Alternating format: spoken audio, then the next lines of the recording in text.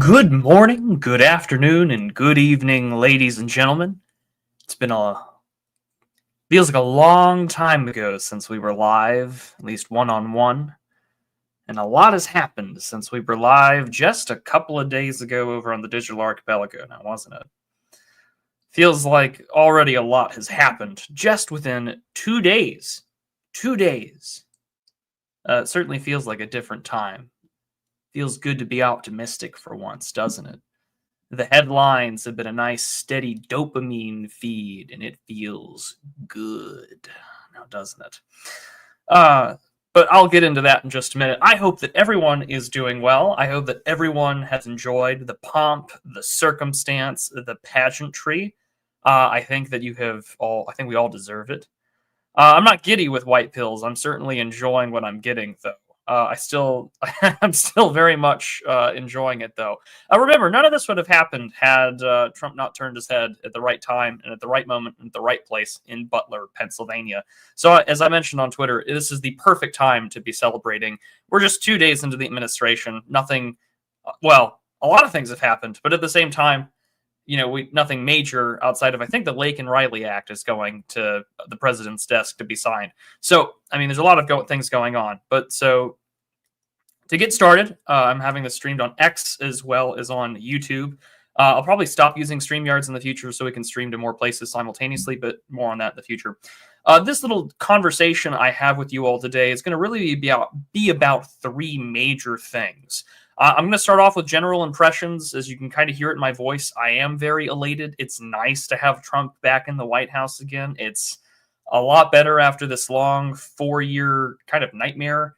And then, but I'm talking about three major things. I'm going to talk about sort of strategy and speed, specifically about what Trump has been doing and why I think what he has been doing is very good.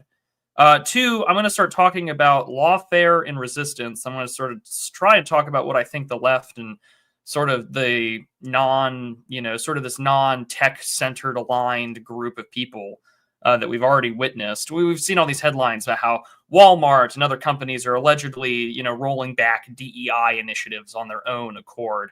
But we'll talk about that in a minute. And then the last thing I really wanted to focus on, because it's meta and it kind of applies to me just as much as all of you, is sort of the right-wing political media ecosystem. Every time that there's an election, there's always these like cycles of coming togethers and falling aparts and backbiting and drama and disputes as everyone's clawing for attention, clawing for eyes, clawing for dollars. Someone's desperately trying to get hired somewhere. And I'm noticing that things feel a little different, but I also know that the real media ecosystem brush up has yet to really hit us. And we'll get into that in just a little bit. So those are the three things that I'm going to talk about, and we'll get into it. Although I would like it if sword dueling came back, just as someone who did fencing in high school and college and did SCA when I was a younger man. That would be a lot of fun. Also, because why not bring back the duel? I think it's the best. As our friends, well, they're not friends. They're someone I like. As the guys over at Value Select would say, it's the number one solution to curing cancel culture is bringing back the duel. But we'll start with my general impressions first, and I will always take your feedback. The entropy link is in the description, as well as the pinned comment in the YouTube chat. That is the preferred way to ask me questions. And we'll go from there. So this will be a little bit of a prepared overview and conversation. Then I will answer your questions and talk to you guys throughout, because that's what I do. All right, general impressions. As you heard at the beginning of this conversation, boy, does it feel good to have Trump back in there. Boy, does it not feel good to kind of just want to chut out and sort of like throw your brain out the window for a little minute and just celebrate. But it is, I think that everyone's sort of anticipation that what we were going to get out of this term, or what we hope to get out of this term, because again, it's only been 2 days, is that we have a much more competent staff and a much more competent posture about what needs to be done.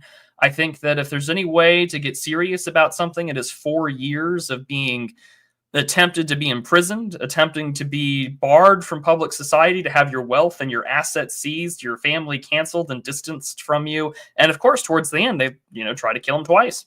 So I think that, if there's anything that's going to really make you kind of understand the gravity of the situation, that's certainly going to do it. We've witnessed sort of this great, quote unquote, vibe shift that's been talked about now for at least a couple of years.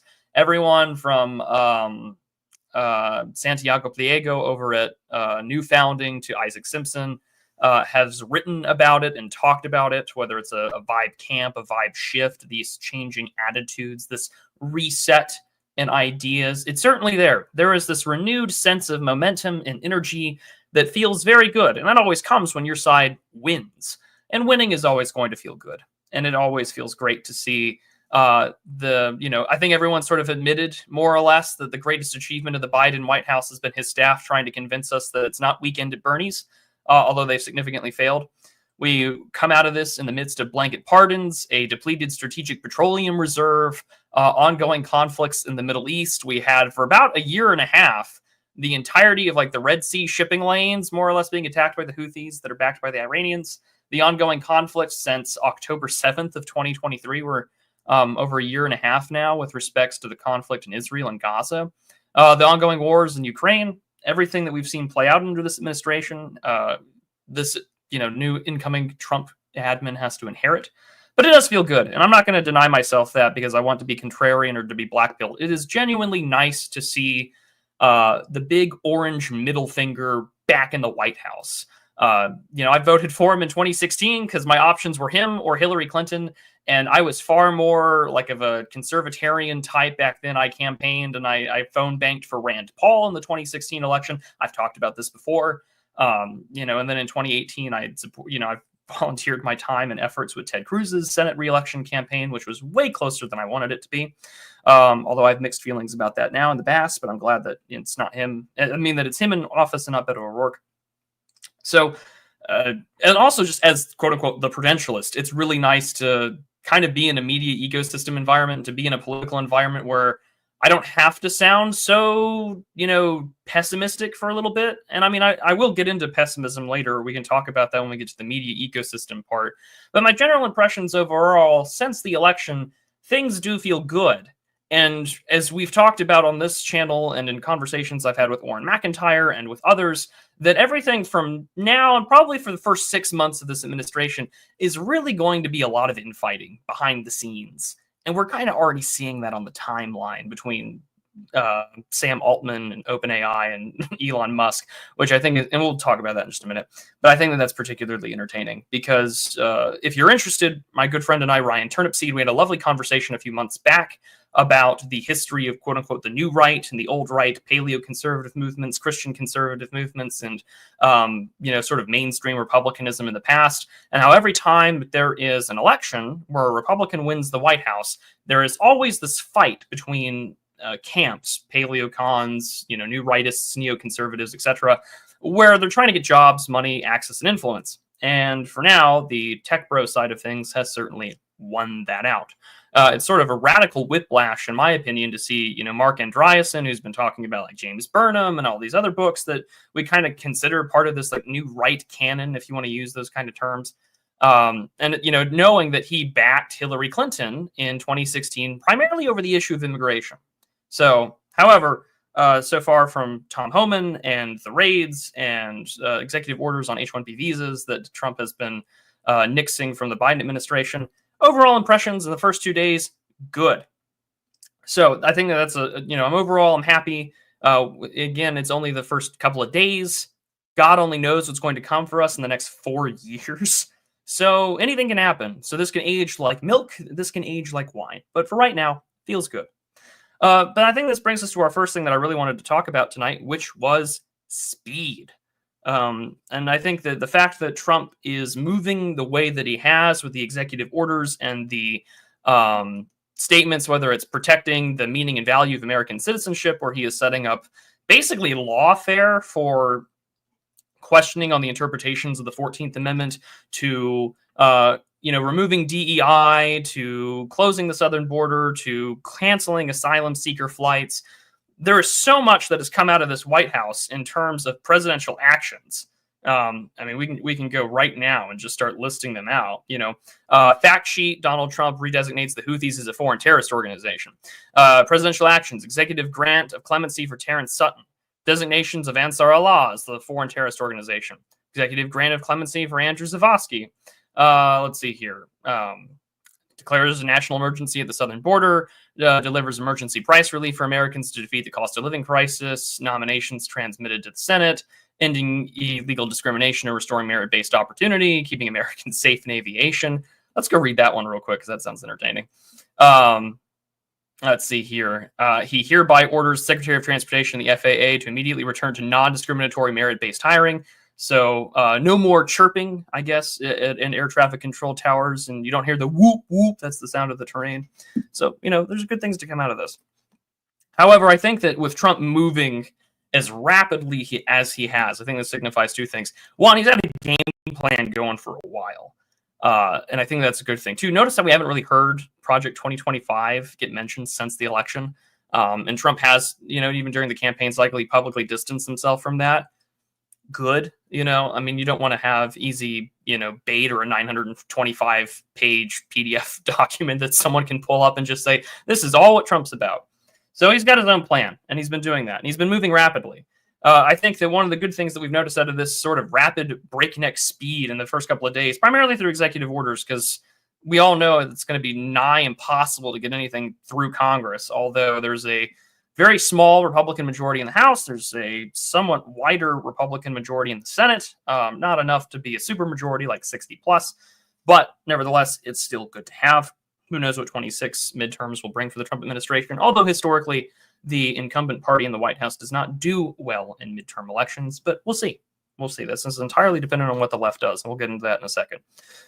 As for the breakneck pace that he's moving at, I'm very happy with it, in part because there are so many things that have been listed out, from the Ross Ulbricht stuff to Stargate, which, interesting title, I want my P90, and all of these, the releasing of January 6 political prisoners, to trying to slash away DEI, and allegedly there are memos coming out internally that have been, shown on Twitter from lefties saying, like, well, if you're changing any of your DEI officers to be a compliance officer or anything like that, well, it's there will be adverse consequences if you don't report this.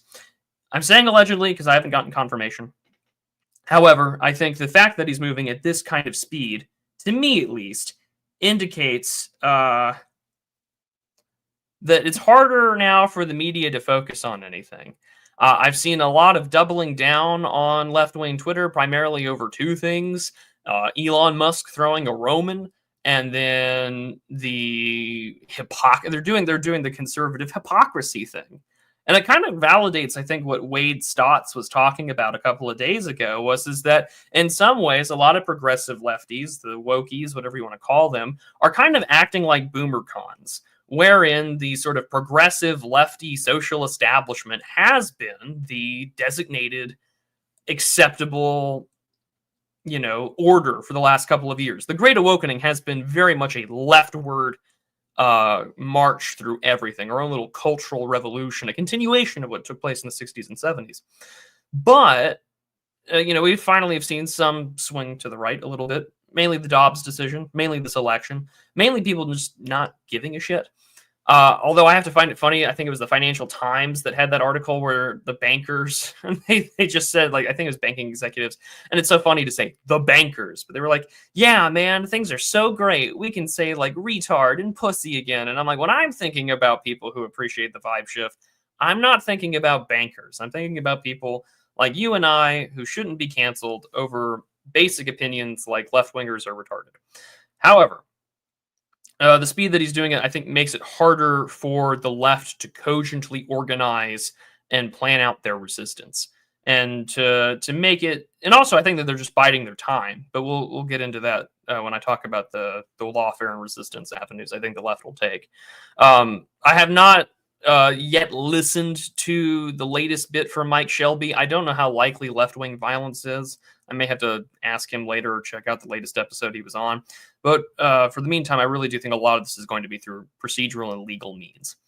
But the speed that he's doing it, I think, makes it harder for the left to have a cogent narrative. And I think that if he continues to move at this pace throughout the rest of his White House presidency, that'll be good, at least for the first 100 days. He needs to maintain this momentum at all times. The more that you move, the more that you get done, the more you go through your honey-do list that Melania, standing there like this sort of matriarchal figure who realizes she's in the belly of the beast, or surrounded by people that may or may not know who tried to kill her husband just a few months ago. I liked her look at the inauguration. I'm not going to lie. Very much had a. It all felt very cinematic. This felt like Francis Ford Coppola, you know. But the speed that he's moving at makes it hard for the left to provide a coherent and cogent attack. And instead, I think what we're going to see is the same thing we saw at the beginning of Trump's administration the first time, which is going to primarily focus on humanitarian issues surrounding immigration and the border. We saw this already at the National Cathedral. Episcopalians, which I feel so sad for, because like the first 8 presidents were Episcopalian. They're the denomination that has had the most American presidents in our life, in this nation's history. And you look at that, and they have it's not. I can't even say it's Episcopal, because there's nothing about it. That's a priestess, and there's no priestesses in any form of Christian tradition. But anyways, this priestess is going off and doing the whole usual platitudes for the hollowed out version of progressive Christianity. But at the same time, there's already been numerous TikTok videos going around, because the TikTok deal has been extended thanks to President Trump's efforts. Now we get to see all these videos that Zoomers and progressive activists are going to share about DEI, or about ICE raids, and how La Migra's coming to get everybody. And that I saw one on my timeline just earlier today about how dare they, take my husband, and he was a father. And it's just, the whole steeling yourself and closing your heart is going to have to happen here to a large extent, because there's going to be so many photos of, 15 heartbreaking photos that make you want to say, screw having laws and borders and shit. Like, that's going to happen. And it's going to happen all the time. And we saw that literally the day he was inaugurated, where they had some woman complaining about the CBP1 app, which was originally used for shipping, that basically got reappropriated by the Biden administration to just let illegals come here so they can schedule a hearing, take advantage of catch and release, and just escape into the system. And according to the data that we have, 175 million downloads apparently was recorded for the application. Tells you how dangerous this is. That is a civilizational ending number. Actually, any number really, I think, to me, is civilizational ending. But we'll still, the speed in which he has to do these things and to crack down on gangs. There's been reports already that this has happened in Chicago, and this has happened in places like New York. Is very good. Apparently, they had said that 318 so far have been arrested, which is good. However, we need to really pump up those numbers. I wholeheartedly agree with what American Renaissance was doing. They were tweeting those are rookie numbers. You got to pump those numbers up from the Wolf on Wall Street. We got to pump those numbers up. But at the same time, I think that by moving as fast as he does, it also illustrates that he's had a plan, that he's making it harder, I think, for the left to organize, and that he is setting up numerous challenges in numerous places, legally speaking, in order for his side of things on the right, but as well as for the left, to have legal challenges. Because for once, I think that Trump understands, or at least the people who are running his campaign and his administration are aware that, getting anything through Congress is going to be a nigh impossibility. And that you're really going to have to rely on something that a lot of originalists and a lot of libertarians and a lot of paleoconservatives really don't like, myself included. However, when it comes to power, you kind of have to work with the tools you have. And that is legislating by the bench. A lot of our biggest progressive victories, all the progressive victories that I can think of, from gay marriage to contraception to abortion, have all happened through judicial fiat. Not really anything by a ballot measure, because the court is the ultimate manipulation of procedural outcomes to get a desired effect. We saw this happen in California in the late 90s about voting to ensure that illegal immigrants don't get access to public benefits, welfare, healthcare, etc. Court decided to deny the will of the people, so scratch that off. So I think that Trump understands, at least to some extent, that between his ability to have judicial appointments and to have a relatively friendly Supreme Court, although I'm going to bet that Amy Coney Barrett is going to swing pretty hard to the left for the rest of this administration and the rest of her judicial career, same way that Sandra Day O'Connor did in a lot of ways. I think that that's really what's going to happen. But I mean, the move and set all these sort of, I don't want to say traps, and I don't want to give him as much credit as like 5D chess or whatever, but I think by moving at such breakneck speeds, it makes it harder for the media to cogently present everything in the, oh my God, the sky is ending, the, Hitler's here type sort of narrative. They're going to do it anyway, but I don't think it'll be as cogent or as effective as it has been in the past. But that's also in large part due to the fact that like left-wing media is effectively dead. I just saw a report earlier today that CBS and CNN are going to be reducing the size of their staff. There will be layoffs. And I imagine that maybe we'll see, more attempts like Don Lemon to just have a show on Twitter or something now that Tucker Carlson has made that sort of be a model that others can emulate. I mean, heck, I'm live streaming on Twitter right now, or X, or whatever you want to call it.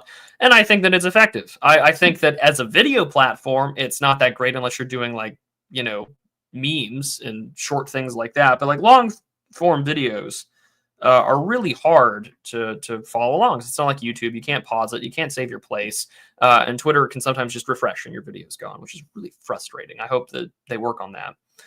But also, the speed that he's doing this at, to me, also feels like we on the right are going to miss a lot of things happening as well. And it's going to be, thankfully, we're on the side of autism, and autism is our superpower. That this breakneck speed will probably hurt the left, but it'll also confuse us as well. There may be some things in there that we don't necessarily like. And we're going to have to rely more on sort of like these intermediaries or these personalities or members inside the administration and sort of their interlocutors and conservative media to sort of blub up and screw up in a way that allows us to have the fights like we did with H-1B visas. The more that people like Vivek Ramaswamy open their fat mouths and let their tiny little feet into the back of their throat, the better. And I say that because there's a great picture of Vivek where he's wearing like shoes that are obviously like 2 or 3 2 sizes. It's too big for him. I think that was funny, but it illustrates insecurity and a striver's mentality. So overall, breakneck pace. I'm happy with it. A lot of good things have come out of it. Whether it's like we were just talking about with the FAA, keeping Americans safe there. Let's read another one. How about that? Ending illegal discrimination, restoring merit-based order. So essentially, he is, he's revoked the executive orders 12898 from February 11th, 1994, federal actions to address environmental justice in minority populations and low income. He has taken away an Obama-era executive order about government-wide initiatives to promote diversity and inclusion in the federal workforce, a 2014 one, which is an amendment to another previous executive order on equal opportunity for employment. The presidential memorandum of October 5th, 2016, promoting diversity and inclusion in the national security workforce. And then going to Executive Order 11246 of September 24th, 1965, equal employment opportunity, has hereby been revoked. For 90 days from the date of this order, federal contractors may continue to comply with the regulatory scheme in effect on January 20th, 2025. 90 days to work with it. And so after that, it's over. In accordance, then some Bush era ones, actually a lot of Bush era ones as well. And then, targeting also as well with respects to publicly traded corporations, large non-profit corporations or associations, foundations with assets of $500 million or more, state and local bar and medical associations, institutions of higher education with endowments of over $1 billion, and which is a plan of specific steps to measure or deter DEI programs or principles, whether specifically denominated DEI or otherwise, that constitute illegal discrimination or preferences. So yeah, they have to, each agency shall identify up to 9 potential civil compliance investigations of those listed institutions. So already, you're targeting the greatest discriminator and the greatest progressive seminary, which is going to be academia. And how much of this is actually going to be put in place by the DOJ or by the Department of Education or by any part of these executive branches of government will remain to be seen. However, I remain hopeful, at least for the time being, that we're going to see this as an opportunity to actually start punishing your enemies. Whether or not, everyone is completely Schmidt-pilled in the Trump administration remains to be seen. However, a lot of the things that have been talked about and have come out of these executive orders are very close to the solutions and very much word for word about the problems identified in Jeremy Carl's great book, The Unprotected Class: How Anti-White Racism is Tearing America Apart. And I don't think that, I've talked with Jeremy privately. I like Jeremy a lot. I consider him a friend and someone I would respect and someone who has given me great advice over the last couple of years. But I've kind of told him I don't think his book goes far enough. And I think anyone who's read it would probably agree, although he offers some great solutions. That, if we're starting at like the Jeremy Carl identifying problems, creating an executive order to address the problems of discrimination against white people, and promoting basically, like the competency crisis has to end, is what he's saying. Then this is a great start. And it's a good thing that we're moving at the breakneck pace that we do, because it means that, we've about 90 days to 120 days, we've got time to move. And in fact, in the same executive order, Trump says, within 120 days of this order, the Attorney General and the Secretary of Education shall jointly issue guidance to all state and local education institutions that receive funds, as well as institutions of higher education that receive federal grants or participate in federal student loan assistance programs, regarding their measures and practices to comply with student fair admissions. And any provision of this order or application, or any provision to any person or circumstances held to be invalid, the remainder of this order and this application to any other persons and circumstances shall not be affected thereby. And so, yeah, I mean, what we're seeing is a real change, I think, out of what's going to come, especially, and again, these are executive orders. And I think that the criticism that has been levied out, especially by people like Ann Coulter, who has been kind of anti-Trump for a couple of years, quite a few years now, but she has, said that like the Trump of 2024 is the Trump that we all wish we had in 2016. I would agree with that. And I would also agree with her in saying that executive orders are great, but as we saw when Biden came into office, literally day one, virtually every single Trump executive order had been rescinded, revoked, deemed legally null and void. And that's sort of an important thing to consider out of all of this, is like, these feel great. These edicts, which are legally binding, feel great. However, we need to keep in mind that they are executive orders. And so either you have to manage to successfully get them into the courts, have the Supreme Court rule on them, or get to a federal appeals court to say that, like, whatever their decision is going to be sort of like the federal precedent for how we're going to approach these issues. I feel like that's going to have to be the way that he does it. Or, to, manipulate federal procedures, especially when it comes to, say, like whatever the Department of Education does or any other executive agency, to basically to make the incentives go in the other direction. You have to ensure that whatever you are doing goes in a direction that allows you to win, and allows you to ensure that even if you wanted to go backwards and go back towards the left, that, we have all these we have all these procedures, we have all these regulatory barriers that are really going to make it difficult. And of course, that's definitely going to be something to consider. In the same way that he's moved on things with regard to energy, withdrawal of all areas on the outer continental shelf, on offshore wind leasing, and review federal government projects leasing and permitting projects for wind practices. He basically wants to stop wind. He's declared a national energy emergency. He wants beautiful federal civic architecture. I kind of hope that Art Deco really comes back into style, because I really think that's the most American architectural style. Putting people over fish. So we're talking about Southern California stuff, securing the borders, realigning the United States Refugee Admissions Program, which is a pretty good one. Essentially saying we're going to stop and we're not going to do anything about it. And already flights have been canceled, which is great. That does leave us with a lot of things to cover, and a lot of things that I think are going to take a very long time for us to have a pretty good idea of what the impact is going to be. And there's going to be a lot of reports. I'm not one of the guys that gets paid full time to do this. I work 2 jobs, and this is not one of them. This is like a third side hobby part-time job that I do, but I enjoy it nonetheless. But it does illustrate that the news is going to spin these as negatively as possible. The people who do this full time, sort of your interlocutors like Orrin McIntyre and others, are probably going to be able to do their best to break these down.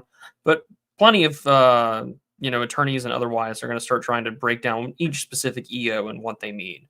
So the consequences of these we're not going to feel for at least anywhere from 30 to 90 to 120 days, and then we're really going to see stuff change. And so far, I haven't gotten anything from my own job. So for spoiler alert, I work in government. I work local government. I don't work for the feds. Don't glow. I work primarily in economic planning and development. I work with a lot of grants that come from the federal government.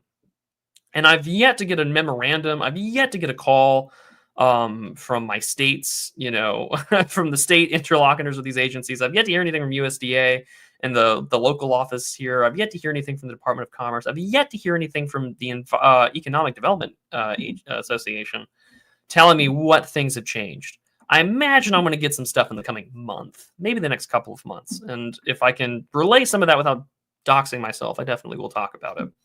But so far, the National Environmental Policy Act hasn't changed anything. I haven't seen anything yet with these EOs that will change that. There has been some stuff about housing and urban development that's been mentioned, but I don't know how much that's going to affect things like community development block grants. I don't think he's really going to change the existing infrastructure for how local government gets funded and how your water wells and your sewage treatment plants get money. I don't think that's going to change. Now, if that does change, we'll talk about it, and I'll let you know and how that affects you, because one of the big things that I want to spend 2025 doing is using my skill set as a federally certified grant administrator and stuff like that to help you, to help my audience, to help people who give a shit about their communities and things like that. Because I think that while we can joke and say like, oh, entryism has got its issues because, it's so hard to reform like the parties or whatever, local government has so many avenues of power. And it's one of the earliest videos I ever talked about on this channel 4 years ago, almost. Yeah, 4 years ago and some change. Because I started in 2020, in October of 2020. It's been 4 years and some change. Talking about powerful positions in local government, county commissioners, and even being a city clerk gives you a lot of power to understand how things are moving, and you're often the authorized official when it comes to signing off on federal grants and applying for them, which is again a lot of power. So I think that those things are going to be, when I see those things impacting my own job, I will relay those to you as best as I can. And like I've said, in the past, I've already offered my services to those that are applying for grants for Hurricane Helene relief. I've been helping out with some guys at the Old Glory Club about that. And I think that whatever Trump does to make that easier for our guys, where it's going to be easier for someone who is white to apply for federal assistance of any kind, the better. And I will make sure that you guys are aware of that. But overall, the speed in which this administration has moved with these executive orders, with these getting people sworn in, and so far, I think it's good. I'm even happy with the language that Marco Rubio has put out, as he had said during his Senate confirmation hearing, with regards to saying that this idea of the unipolar moment has kind of come to an end. This liberal hegemony has kind of been an issue. We have to be realistic about our interests, and when we don't, then we've actually been hurting ourselves on the world stage for like 30 years. Which is, things that you would hear on this side is sort of just basic elementary observations. And also to have someone like Elbridge Colby, who I think is one of the last international relations realists that is kind of conservative on this side of things, be a point. I think he's like the undersecretary for policy with the DOD. Very intelligent man. I quite like him. And I think that, when you have smarter sort of Gen X younger guys writing policy like that, that gives me a lot of reason to be optimistic, cautiously optimistic. But again, so far it's been 2 days. I have no reason to say it's so over. And I don't want to be a contrarian. However, as I said during the election cycle, and I'm going to continue to say it, put not your trusts in princes and the sons of men in whom there is no salvation. So I don't think he's my guy, but he's my guy for right now. I just don't think that I don't expect him to save me, literally or spiritually. Overall, though, speed is good. And the sort of blitzkrieg of executive orders, policy firings, and moving towards Schedule F, all good things. And the more that he can fire people and put loyalists in, and Rubio has done a lot in between 2021 and today to sort of help Trump privately. Little Marco has come a long way. Overall, I'm happy with it. But I think that that's a good sort of transition point towards lawfare and resistance. While it's harder for, I think, the media to have sort of a cogent argument about these things, I know that there are a lot of left-wing activists and a lot of lawyers and a lot of progressive groups and law firms that are just chomping at the bit to start finding people and for cases for injury and start suing. I do think that lawfare and this sort of manipulation of procedural events to get a desired outcome is going to be the way forward, at least for the left right now. I don't know how likely left-wing violence is going to happen. Would love to see it change. I would love to see that not happen, but anything can happen, which is really the unfortunate part. So one of the things that I'm going to bring up here on stream, and I'll answer your questions in just a minute here. I'm going to go hide my messages so you guys don't see who I'm tweeting with, or messaging with, is this little this little clip from DEI proponent Katie Talaquaska tells an audience of the WEF about DEI and Walmart. I will share my screen here real quick and we can get started. And I will then look at chat and answer some of your questions right afterwards. Share screen, share tab audio. There we go. All right, so let me know if you guys can hear this. And here we go. We mustn't be too US-centric, but there is no doubt that there are negative wins. There's a lot of talk about the anti-woke movement. Now, I think it is important that organizations double down internally on their efforts. And when we talk to our valuable 500 companies, I'm going to give you an example of Walmart, for example. Walmart have publicly, as you rightly said, gone out and said we are deprioritizing diversity and inclusion and equity. Now, I deal with a fabulous gentleman called Victor Calise, who's their chief accessibility officer. And I spoke to him when I'd seen the article, said, this worries me. And he said, Katie, don't worry. We are not changing anything. We're not cutting off our budgets. We are not deprioritizing anything that we are doing. We are just talking about it differently. And we mustn't be too US.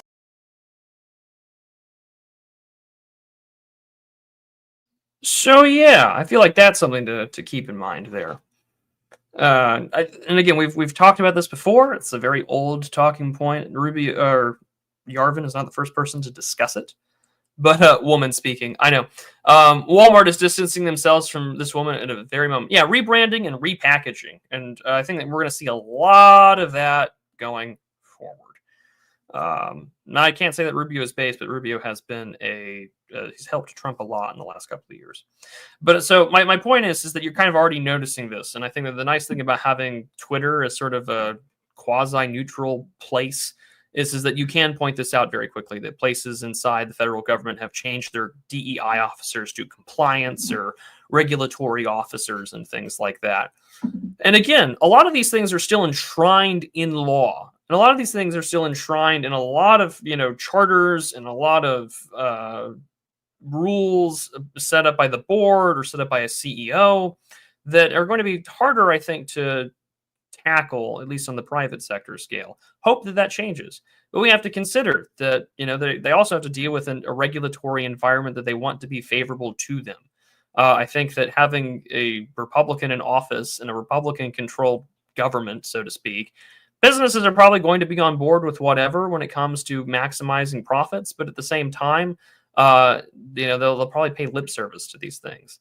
If these executive orders have any teeth to them and say Trump's Department of Justice wants to go after them with their own sort of like conservative, idea of the civil rights division, then I'd be very inclined to see that. But I do think that, trying to change the name of things and to say, oh, no, we're not doing that. We'll cut our budgets and then we'll just put that money elsewhere where the same regulations get enforced. I think that you'll see a lot of that. And I think that it'll get called out and that they'll have to be, this is a great time for sort of like normie conservative activism. This is a great time to be James O'Keefe or Chris Rufo, I think. And anyone who's trying to imitate them as well. I think it's a fun time because you can point out which companies haven't done what, and you can just go back in time and look at every company that put up a black square or a BLM statement and things like that. Even in companies that are not exclusively based in America, like a lot of like transnational corporations that they have holdings here, but they also were like they're registered somewhere else for tax purposes. There was I used to work for a transportation group. I worked in municipal transportation, and there was a public-private partnership that we had with a company that I think was established in Europe. But they had also put out a statement about like George Floyd and everything like that. And it's just like, so even things that are meant for rural paratransit and like 5311 programs were just, subject to this sort of stuff. So I think that that's a big issue that you're gonna have to deal with. They're true believers, but they're also spineless cretins. Yeah, I would agree. So I think that it's going to come down to lawfare, and not every court of appeals, not every court, not every group is going to have the money, I think, to take this all the way to SCOTUS, and SCOTUS, of course, can just say no, we'll let the lower courts decide. But I do think that the resistance that you're going to see are going to be primarily in three ways. Probably as we get closer to actual bigger actions, unless we're going to do things covertly. And again, this is all subject to things like that. I think that you're going to see some there'll be protests in border cities. There were a lot of protests in border cities, when Trump took office. There was a lot of, I don't know if it'll have the same energy as 2020, because I mean, that was a massively expensive operation. I mean, millions and millions of dollars and billions in property damage. I don't think they have the energy as of now to do another 2020. That's not happening anytime soon. You will see student protests. You will see a lot of protests from immigration groups. You will see a lot of protests from all sorts of things regarding deportation. I think that's going to be a big aspect of it. You'll see some sort of protest and an organized legal effort to combat that. Immigration lawyers are going to have a very fun time. They're going to make a lot of money. Secondly, I think that the biggest thing that's also going to happen is just going to be, any sort of challenges from the Trump administration. These things will be challenged in courts. I think that a lot of progressive groups are going to have a field day when it comes to testing cases, and it'll take time. Probably within this year, we'll start seeing some big cases get fielded out. And a lot of this is speculative, and forgive me for that. Like I said, this can either age like wine or this can age like milk. But lawfare is going to be the friend of both sides on this political issue. The left and the right are going to take advantage of it. And I think that the left, just because of the nonprofit infrastructure, the NGO infrastructure, and legal activism is so swayed towards the left, it's going to really just be like Trump's government versus the blob, for lack of a better term. However, I think that there's room if the right really wants to have fun with this, and this is me just openly advocating for strategy. You would have every sort of conservative law firm or every conservative group that has like ties to the Federalist Society or whatever, or even things like the PGI, like the Pacific Justice Institute, which spent a lot of time doing things with respects to religious liberty cases during the COVID lockdowns. They were mainly responsible for a lot of the lawsuits on behalf of churches in California, Washington, and Oregon during COVID lockdowns. And they were quite successful. They would just start suing and start taking up cases that they were discriminating against Christians, or they were discriminating against white people. I think that that's going to be something to really, be an opportunity for strategy, because you can't bankroll everything at once, and you can't fund everything at once. No, the progressive Leviathan is not made of infinity dollars, at least not yet. Hope so. Hope that changes. And besides, the first lawsuit that really has a white guy as the winner against a DEI case, I think is going to be a real sign in the changing of the tide. But as for right now, I remain cautiously skeptical. I think that lawfare is still going to be something on the side of the left. But again, that is subject to change. And I'm sure blue states are already challenging birthright citizenship. And again, the EO that talks about birthright citizenship has this explicitly for 30 days. It is explicitly for a month, because I think they know that it has to go to the courts, and that there are a lot of arguments to tell you that this case regarding a Chinese immigrant, the child of Chinese immigrants that was born in the United States, who basically had, I think it was like a white customs officer that said he's not an American citizen. I think it's from the 1890s. I think that, there are different ways to interpret that. And I mean, even senators senators I wouldn't expect to be on the side of ending birthright citizenship have kind of come out and argued with their cohorts. Senator Markwayne Mullen, the other senator from Oklahoma, the other one that I don't like is James Langford, but Markwayne Mullen has kind of come out and surprised me. I mean, the best thing he's got going for him is he's got a great beard, but even he was just like, no, like the way that you read this amendment changes the way that this is interpreted, and I think he's come out on the side of Trump on this issue, which is good. I want birthright citizenship to end. We're like one of the only countries on earth that does it, and it's retarded on its head. And again, not to sound like a cranky originalist, but why on earth does does an amendment to the United States Constitution that is explicitly dealing with the consequences of the Civil War, and the 13th Amendment specifically dealing with freed black slaves, why does that have to apply to, and again, the Equal Protection Clause, the creeping factor of it, why does these things have to apply to abortion? Why do these things have to apply to gay marriage? Why do these things have to apply to abortifacients? Why do these things have to apply to sex, gender, transgender discrimination and things like that? They don't. Flat on their face that they shouldn't, and they shouldn't have to apply to this. However, California and other blue states, New York, I imagine, will be doing their best to fight these, and lawfare is going to be their friend.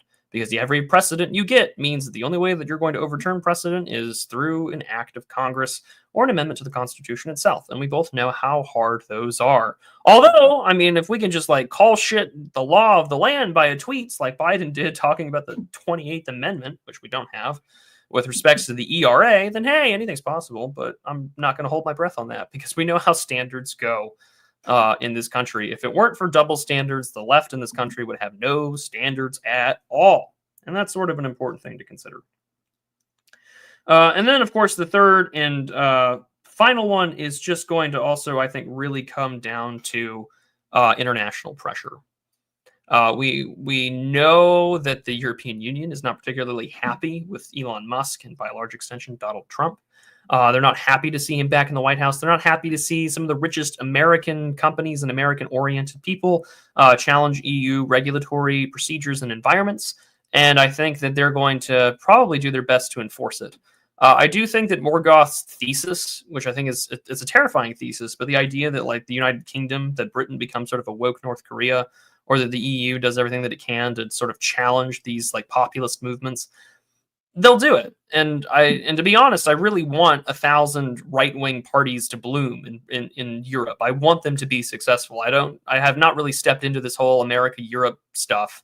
My thoughts on that matter have been discussed in a video I did about 2 years ago called The Two Forests. There are things that we can learn from one another in terms of like forest management, but we have totally different species of flora, totally different demographic issues and problems. We do need to go our own ways in a lot of factors, but we can learn from each other and we don't have to hate each other. We don't. But that's not up to me to decide. There's a lot of European right-wingers that would love to see me dead. Not just me specifically, but like white Americans. But again, I think that, that's outside international and corporate pressure will be the three areas in which you'll see lawfare and resistance come out of this.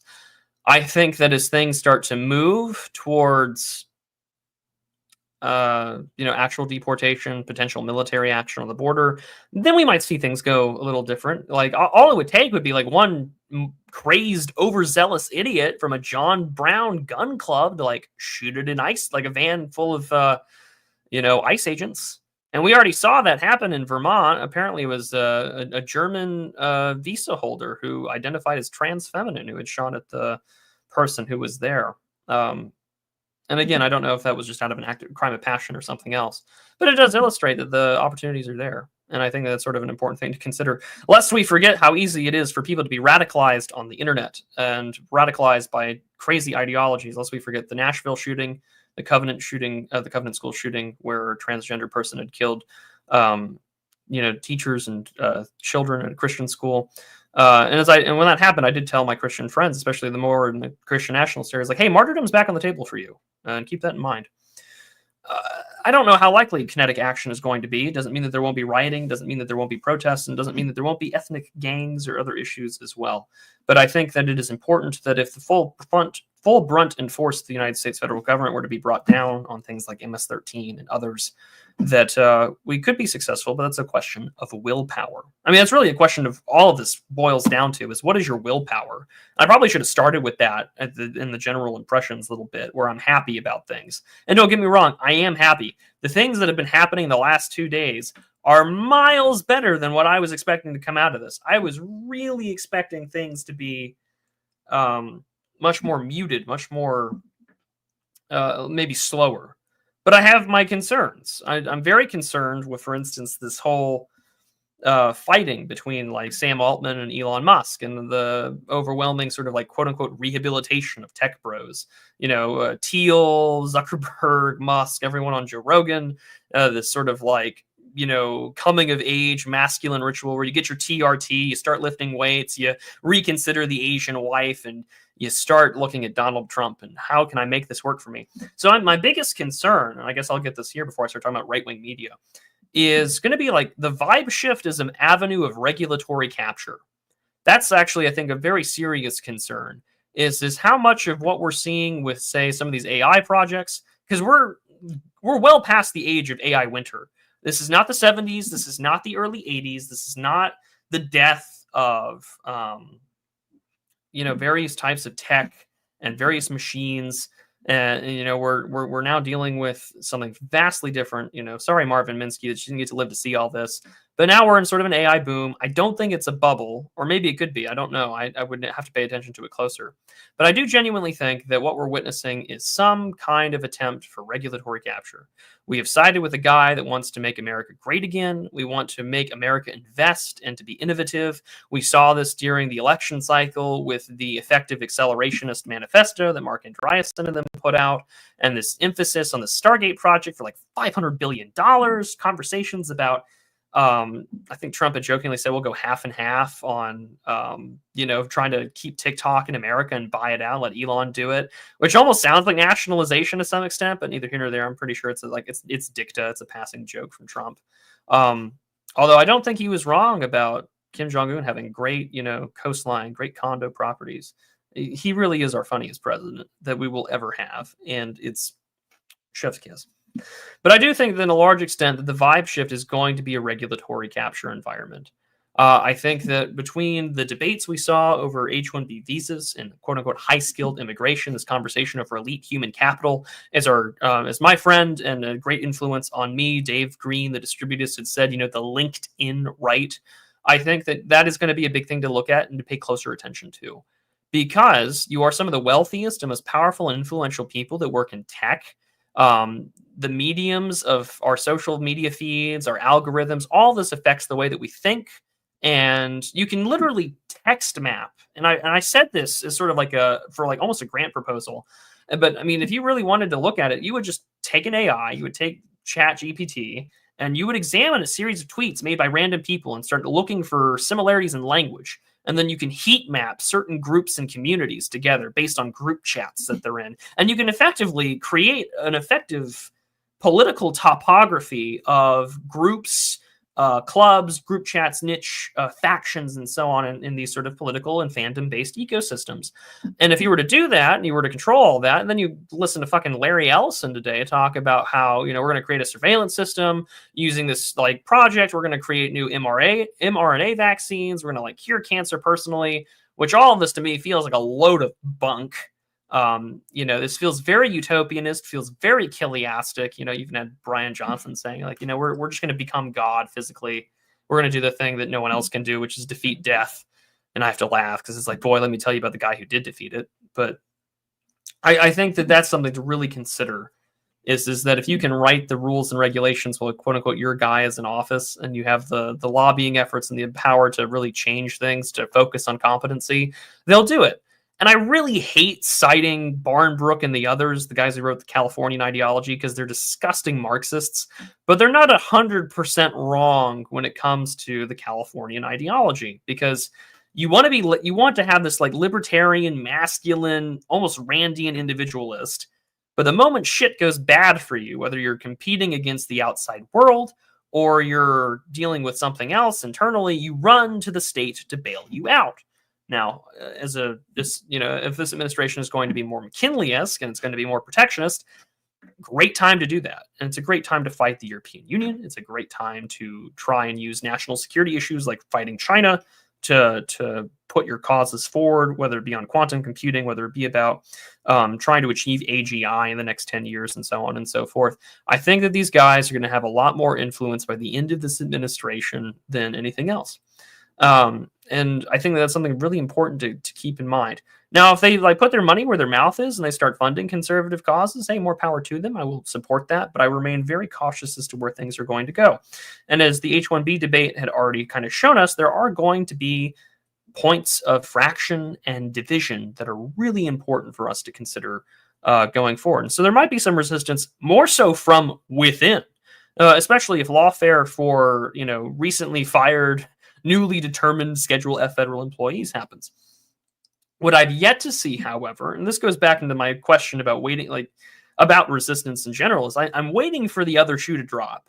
I know this sounds silly that it's only been 2 days, but we saw from November of 2016 to January 21st of 2017, you had all of these groups from Google to YouTube, which is part of Google, and the media and all these other groups in venture capital basically say the phrase "never again," where they sort of realized that their thumb was not on the scale as much as it should have been to ensure that Trump lost.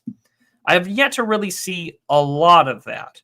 Now, this is partially my fault because I've not been paying attention to left-wing media as much as I should be. BreadTube is effectively dead and turned out. We're waiting for the great acconing of that sector. I think that a lot of lefties kind of want a dirtbag left or an irony left sort of thing to be prominent in the media ecosystem.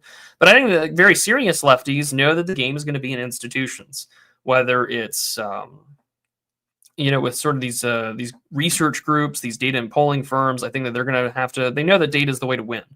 Information warfare is going to be where it's going to lay at, and also, of course, as we've talked about for years, demographics. Unless there's some significant deportation, and I even jokingly said, I said, federal grants for infrastructure for what was it that we said, humanitarian repatriation.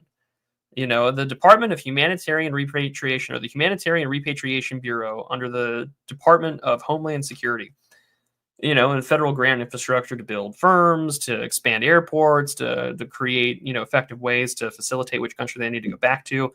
There's you could do things. And if anyone's listening who works in the White House, humanitarian repatriation, and offer grants to red state governors and officials who want to sign on, like just put Don Huffines as a political appointee for like the Department of Humanitarian Repatriation, finish the wall, get it going. But I do think that it's sort of a weird, different tone. It feels very subdued on the left right now. And in part because I think that they have really taken a punch to the gut, and they're still trying to get the air back in their lungs. But I've yet to really see anything, especially from my lefty friends IRL who hate my guts, because I've voted for Trump 3 times now. But I've yet to see anything really serious from them outside of like Act Blue and donating to their causes and listening to all these sort of like postmortems from like Pod Save America and Know Your Enemy. And I like Know Your Enemy, and I've listened to a little bit of them because they make us sound so cool. They make us sound like we're just like these evil Machiavellians that are secretly taking over the world to like reinstall like the ghost of Adolf Hitler or something. They make us sound way cooler than we actually are. Alas, we're not those guys. We're not what Know Your Enemy Pod and Pod Save America think that we are. As cool as that would be, we're not those guys. And we haven't been. The right is incredibly disorganized, and the internal of anyone who's worked in local Republican Party politics, trying to like get a leg up onto like the state level, knows that it is so much backbiting, and it is so gay, and that it is so compromising to your morals or to what you want to do, that the whole shtick about, well, do you want to win the argument or do you want to pass a bill? That gets thrown out the window, where now it's just like, do you want to do a line of coke and get yourself potentially in trouble? Or do you want to like just be stodgy and hard-lined on something because you have principles? It's very much the case. I mean, and perhaps I'm jaded by my own experience because the president of my college Republicans was very much homosexual. But I think that those are sort of the things that we're going to have to look at going forward, is where resistance will be. I think it will be internally. I think it will be from interfactional fighting on this side of things, as people want to pursue their Gibbs and their regulatory capture, but also lawfare and protests. And I think that they're also going to have to wait for a really big test case. I think that they're going to wait for a raid to go wrong and for a mom or a pregnant woman to get shot, and then we'll see protests in the streets. If they don't have the energy for that, then things are really different. And my radar for what the left is doing is completely busted, and I need to start really paying attention to left-wing circles more closely than I have been. But I think that this is also sort of what we're going to talk about and looking forward into the future. We talk about these cycles of how things happened with the first Trump administration, or even in 2020 in the last 4 years. the media ecosystem seems radically different right now. Like we saw shortly after Trump getting elected, we saw sort of like the disintegration of what we would call classically the alt-right 1.0. I mean, it's the whole reason why the dissident right as a term exists, because alt-right was a toxic word that could get you in trouble with the SPLC, that could get you in trouble if you called yourself that in polite conversation. I mean, we're past the days of, like punch a Nazi, but that doesn't also mean that there aren't left-wing groups that are, trying to tell minors how to make, Troon shine and how to create HRT at home. And we're still dealing with various groups that talk about armed resistance. Like, it's so funny to me when like these like pro Second Amendment accounts on Twitter are just like, are you terrified of a black person having a gun? And it's just like, no, I'm not, but I'm a little concerned that you're like showing me a picture of like a Pan-African like black nationalist revolutionary teaching his kid how to fire a gun. Like, that guy's gonna shoot me. Like, what are you doing? Like, that's a threat. Like, why? Like, and the Garvey's ghosts are still around. And even he was pardoned, which I think was like a Biden's last FU to other ethnic lobbies in the United States by pardoning black nationalist Marcus Garvey, founder of the UNIA, who was, I believe, officially arrested for mail fraud, but also like he was just a black socialist revolutionary and was deported. And I mean, good riddance, press S to spit. But again, I thought that was funny. And also I think that you're going to see some fun interfactional fighting as well in the media ecosystem about October 7th and about what's his name, Stephen Witkoff, about trying to end the war and get a ceasefire, because I know that the Israeli lobby is not happy with this. I've seen a lot of pro-Trump, a lot of like Jewish pro-Trump accounts, and I don't mean to do this as like a JQ thing, but I just mean in general, observably, I've noticed that they've been very unhappy with him. And I'm sure that now that we've seen some military chiefs of the IDF step down, I'm curious. We'll probably see some elections in Israel, and that will also change how things in American policy towards the Middle East goes. But at the same time, I guess to go back to my point that I wanted to really talk about, which is the media ecosystem, is that a lot of the, now that X is sort of a neutral space, and I almost want to say a pro-conservative ink space, because again, all of this over the libs of TikTok and the Babylon Bee and things like that. It's going to be a great place to just call people out for shit. But at the same time, everyone's kind of saying, listen, if you're not optimistic, if you're not pro-Trump, if you're not cheering this on, you're forever a loser who wants to be on the outside. And on one hand, that is true. We want to be encouraging things to move further rightward. I've said that before in other streams. Like, listen, I'm never going to get hired. I'm never going to get hired. Based on what I've already said on previous streams and previous videos, on previous guest appearances, I'm never going to get hired by the Blaze. I'm never going to get hired by any of these places. I'm okay with that. I've made my peace with that. Still, I'm not going to stop trying to get hired by them. But hey, I know my odds. With that being said, there's a big difference, I think, between and I've said previously, the point that you have to be in this stage of the game is to be pushing things rightward. Is to be pushing things to where we are. To talk about the fact that the Great Replacement has been more or less mainstreamed, and we thank Renard Camus for that. The fact that we are now witnessing discussions about like just banning H-1B visas, and I mean, thank God for Sam Hyde doing those two great videos, Dear Elon and Dear Vivek. Fantastic stuff. That is my mutual, and I'm very proud of that mutual Twitter account. Thank you, Sam, for the work that you've done. Debates about, DEI and anti-whiteness, being like the mainstream position of the Democrats. Keep in mind, like, I want to say it was 2013 or 2012, Ann Coulter was talking about this. And she basically had said, listen, the Democratic strategy is to replace white people and they'll have a permanent Democratic majority. And I think she was basically just like told never to come back to CPAC for several years after that.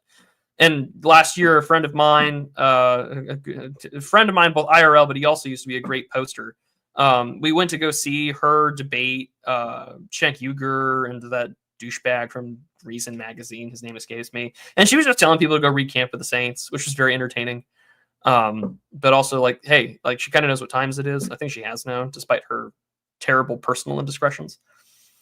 But I think that it's important to push things rightward. Am I going to agree with everything that perhaps my more mainstream friendly or the people who have voices closer to the administration have? No, I'm probably not going to agree with them on everything. But I also don't want to be like such a stodgy purist that I'm not going to be heard or I'm not going to be listened to. And I think that's a fine line that has to get walked. Because right now the factions are all on, and I don't want to say all of them, because everyone sort of fights each other on this circular firing squad on Twitter.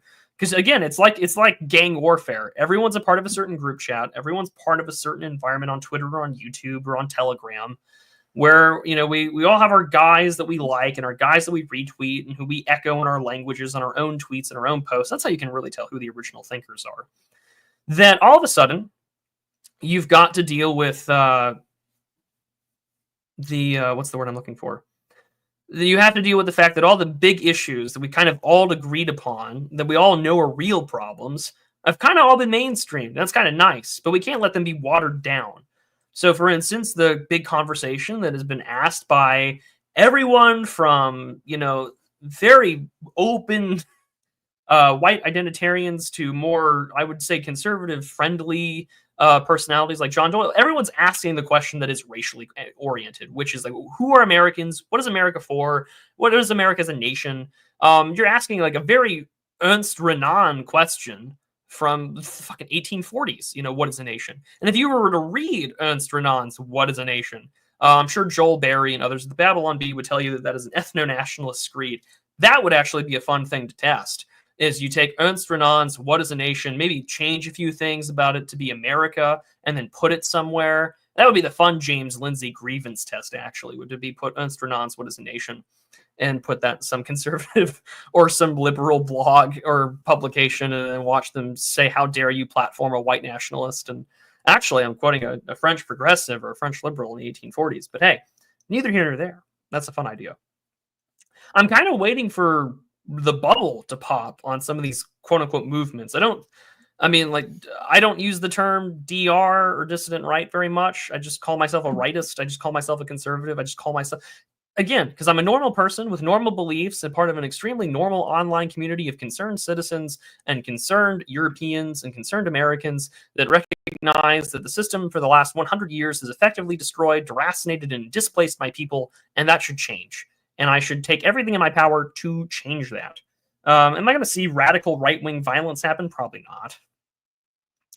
Are some idiots going to be radicalized, perhaps trying to do something stupid? I think we saw that today with what happened. I think it was in that, Antioch school. Again, another school with a Christian name, or at least what I associate with it being Antioch, or first place where they were called Christians in Syria. But I mean, never outside of that, I think it's important to consider that I think we're in a different media ecosystem, to say the least. Like the last 4 years prior to Elon was a very different place where you had these very, very tight, very restrictive, I want to say like really hard bottleneck evolutionary pressures, wherein if you got banned, you knew where the limit was, and you respawned, or your cohorts noticed where you got banned, and they try to create language that could effectively create better mimetic tools. And I liked that evolutionary pressure environment. I think you still have to do that in platforms like YouTube and others. But as, again, we quote unquote pull back on DEI or censorship, Mark Zuckerberg is with Facebook and Meta. I don't know how well that's going to last. And that's why when I heard him on Joe Rogan, when he was talking about like, oh, the government made me do things, the government made me do that. And I'm like, but Zuckerberg, you donated millions of dollars to Biden and to Kamala Harris. Like, what are you talking about? And the government made me do all these things. And I'm sure that the government did make you do some things, but you also did a lot of the shit on your own volition. And if it wasn't you personally, Mr. CEO Monarchy, then it was certainly more about the staff that you had who were doing it because they believe in it. And is that going to change? Are you going to fire those people? That determines your commitment to free speech and expression right there.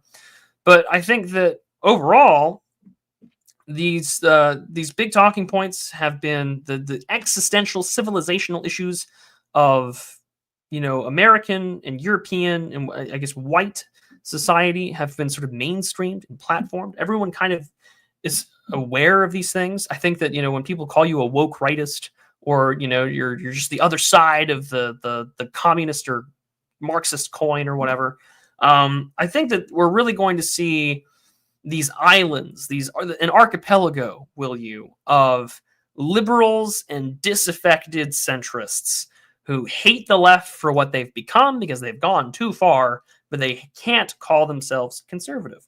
Now, there will be plenty of people that will say, oh, well, the left left me. And I think that Vivek Ramaswamy is a great example of this because he had tweeted earlier today, and we're going to bash on Vivek because he deserves it and he should be shoved in a million lockers for all eternity.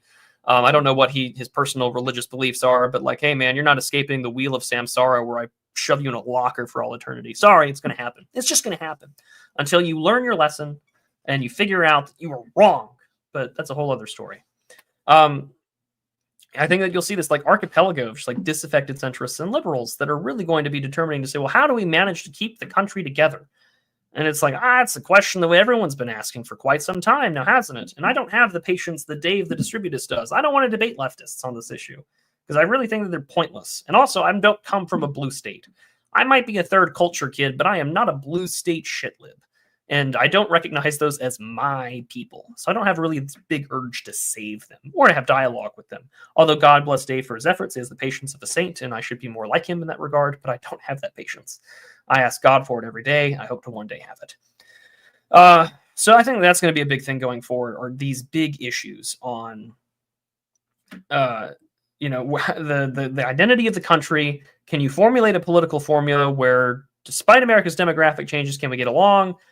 No, because all the data tells you flat out that the more diverse an area is, the less likely there's going to be there'll be lower rates of civic participation, lower rates of trust, higher rates of crime, and I don't think anyone really wants to take Lee Kuan Yew seriously when it comes to, actually punishing these things and to be more authoritarian and restrictive on freedom, because I think that does chip away at the American ethos about free expression, wanting to do shit on your own. And we do have that, I don't want to call it libertarian, but we do have a very liberty-oriented streak in us, even those that have quote-unquote assimilated. So I think that'll be difficult. And also we know that every major urban area in America has just turned into small little ethnic enclaves. And we see this every election cycle. Just look at the New York mayoral election. That was basically just an ethnic census of voter turnout. I mean, the same thing with the 2024 presidential election. I think that also the other thing to consider in this media ecosystem is also going to be, I think, the validation to a large extent. I don't want to, maybe validation, but also I think more credence to Kaufman's like white shift thesis, because a lot of Hispanics voted for Trump in droves. There are whole counties in Texas and the Rio Grande Valley that went even further red than they did in 2020. And I mean, places that were very much border communities. And every immigrant group wants to be the last one who gets off the boat so they can throw the plank behind them into the ocean so it doesn't get full, because they want to be the ones to get the last bit of the benefits and the gibs and to make it. However, I mean, also there was another executive order that Trump had mentioned, Springfield, and he had mentioned places wherein all this sort of stuff about displacing them into small rural areas is going to stop. So again, there's hope for that. But again, it all depends on staffing and keeping the pressure on. And that's all that I think this media ecosystem thing can really do is at least for me, I'm going to continue what I do in government to help my friends and to benefit as many of you guys as possible. And I'm going to talk about that as much as I can going forward in 2025. The only resolutions I have as the Prudentialist in 2025 is to write more, and by extension, do more video essays, but also to use my IRL job skills to help you guys as much as humanly possible. And we can do that on like a case-by-case basis, DM me or whatever.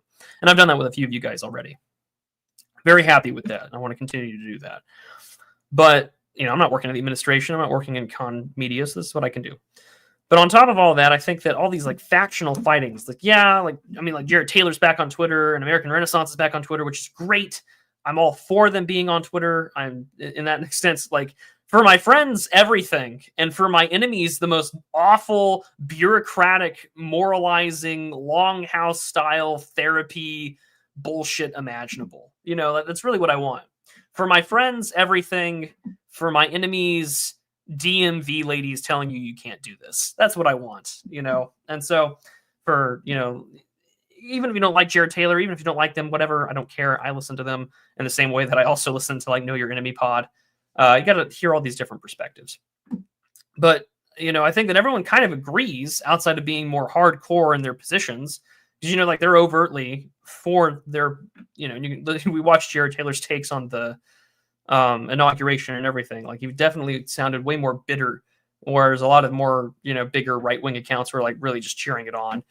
I don't think you have to be considered a loser to criticize them. I think there's a big difference of saying like, well, Kamala Harris would have been better.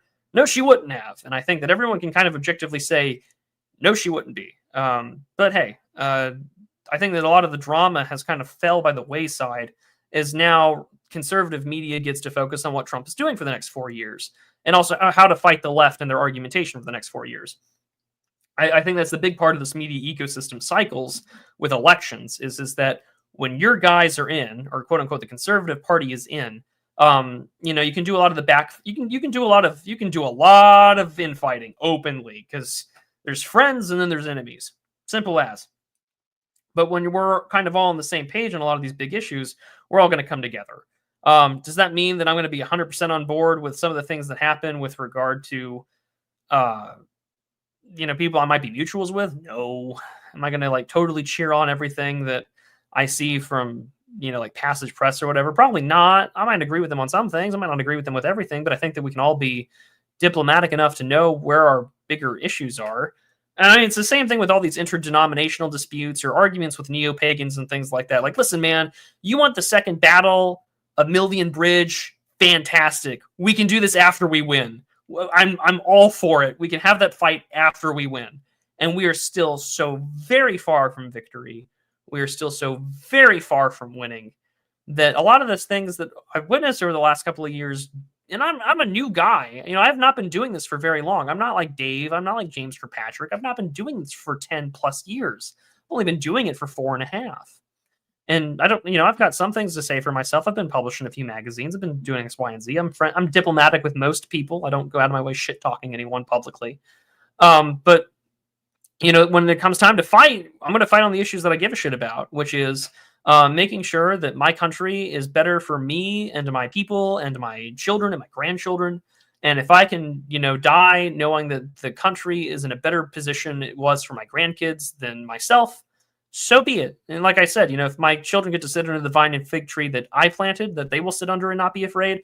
Everything I've done in my life, I'm good with that. I have died a happy and successful man in that regard. And I think that's a big thing. There's still a lot of bigger civilizational issues that have to be addressed, like why, like wars in the Middle East are a big one in that regard, I think. So, I think that's a big issue is that there's going to be fights and there's going to be disagreements, but I think that we all kind of know that the bigger issue is the existential one. And right now, Trump is in office, and there are a lot of guys that have heard you out and that have heard people like me out. And I mean, JD Vance has been in group chats with several mutuals that I know that the biggest issues right now are that we are depleting the country of its talent, of its resources, of its fertility. People feel hopeless. Young guys everywhere are basically saying, fuck this, I'm done, I'm checking out. I see this all the time, and I live in small town America. I deal with rural America a lot because of my government job. I travel a lot because of it.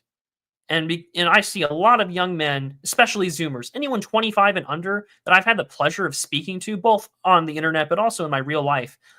If you're struggling, I fucking get it. And I understand why people want to try and check out, or why they go to drugs, or why they just settle for things that, they shouldn't have to. And I get it. There are some severe civilizational challenges that lie ahead of us. Each generation has different ones. Millennials had the global war on terror. They had the 2008 financial crisis. They had to deal with Obama and everything that came also with George W. Bush. And you guys, now coming of age, had to deal with, high school and college under the lockdowns and under COVID and under the worst presidential administration in recent memory. Although I think Obama has been, to a large extent, far more consequential than Biden was, but only history will tell for that take of mine. I do hold to it, though. I think that Obama is more consequential than we think.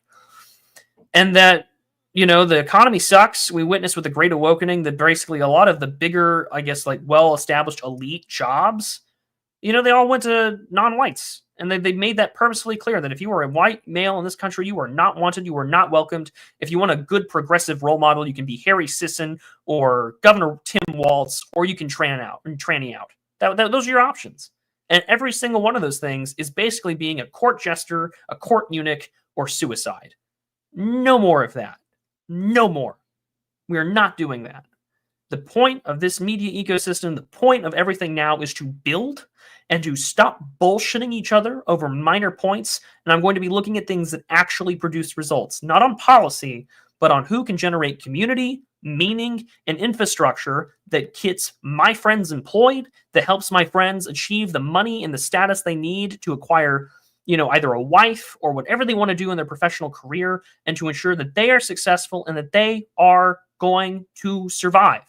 Because right now, and I've asked that question every time I get the chance when I'm on the air, is what is the progressive role model for a straight white male? You look at Vosh, you look at Philosophy Tube, you look at Harry Sisson, you look at death. You are living in a culture that is pro-death, that is anti-life. And I don't mean that in the abortion stance, although that's certainly a big part of it. They don't want you to have kids. They don't want you to get married. They don't want you to deal with things that a lot of younger kids would just tell you are like the bare basic assumptions for civilization. And they're right. They have every right to be angry. Like, well, why would you just tell me to strap it up on my bootstraps and go along? But when we have to deal with the fact that we're going to have a lower quality of life than my parents or grandparents, you have every right to be angry. You have every right to be radicalized. But it also means that we can't just be bitching online. Although that has its benefits. God knows that it does. And it feels really good. It requires us to come together to a large extent on a lot of basic tenets of first principles of honor, trust, community, fidelity, brotherhood, and understand that, okay, we may not agree on everything. We might have some interdenominational spats. I know that there are people that I work with closely that do not like me because of what I believe in. And that's fine. I'm sure that I would, if push came to shove, I'd probably tell them the same way I think about them. But we don't have time for that shit. We know, like the Old Glory Club's a great example, and not to toot our own horns here, but literally, you've got everyone from, militant Lutherans to Eastern Orthodox to Catholics. We have a neo-pagan part of the founding committee that has that. And we all get along because we know that the purpose here is to make America better and to make our friends in positions of power and influence and to offer relief to those around them. The OGC has been very busy with Hurricane Helene relief, and so have some other Twitter mutuals of ours. Very busy with that. Now is the time to build. And I don't mean that in the usual, we've got work to do, guys. Da, da, da, da. No. It means putting your money where your mouth is, networking with people, and doing that. And I think that, as Catherine D. and I discussed a couple months ago, or maybe just last month, time's been a blur, that it really is going to boil down to moving things IRL. Because Twitter is going to be a really weird place, and social media is going to be a very weird place in the coming years. Because it's going to become less of a place of openness, and it's going to become very, very stratified. There will be very much specific camps. There will be very little overlap with a lot of people, and the algorithms are going to continue to push what you want to see and things that you want to hear, and at the same time try and de-radicalize you a bit until that changes, which I don't think it will. So I think things are going to move IRL. And in this environment, it's probably the best time to be doing things IRL. And I don't mean that in the go out and do something silly like march downtown and start throwing Romans everywhere. No, I mean things that are going to be beneficial towards your job, towards being an entrepreneur, things like that. And I think that's going to be important going forward. And it requires you also to be willing to put yourself out there. And so if you want to check out, that's fine. I understand. But I think that right now, a lot of these sort of fightings in these camps, I think that it's really going to be between, I guess, perhaps taking on the more, if there's going to be any fighting, it might be sort of the more, what's ever left of neo-reactionary, sort of the Curvis Yarvin adjacent camps versus, say, more radical voices. I think you'll see a lot of fighting there. And I think that we're also going to see in the next couple of years, depending on how this administration plays out, there will be new camps. There will be new factions, and every election cycle, there's always this, wave of accounts that do well and get picked up, and they kind of become these e-celebs that kind of become old heads, and then people kind of ignore them, and they go on the decline, and the new ones rise up. It's very parabolic in that sense. We'll see a new wave of people. There'll be new personalities. There'll be new Jay Burdens. There'll be new Prudentialists. There'll be new so-and-sos. And they might be better at things, or they might have insight that I don't recognize, and I'll have to listen to them if I want to keep playing the game and keep doing well, and I hope I do. I want to keep doing this for as long as I can. But, also, I have to balance my own life, because I plan on all sorts of things, like getting married eventually, and all that other stuff, which is closer to happening than I realize, or that I'm going to admit publicly. And so, all that being said, I think that the issues now are going to be focusing on getting what we want and pressuring people who have heard us and listened to us before so that can happen. And also to be very, very skeptical of this tech bro faction.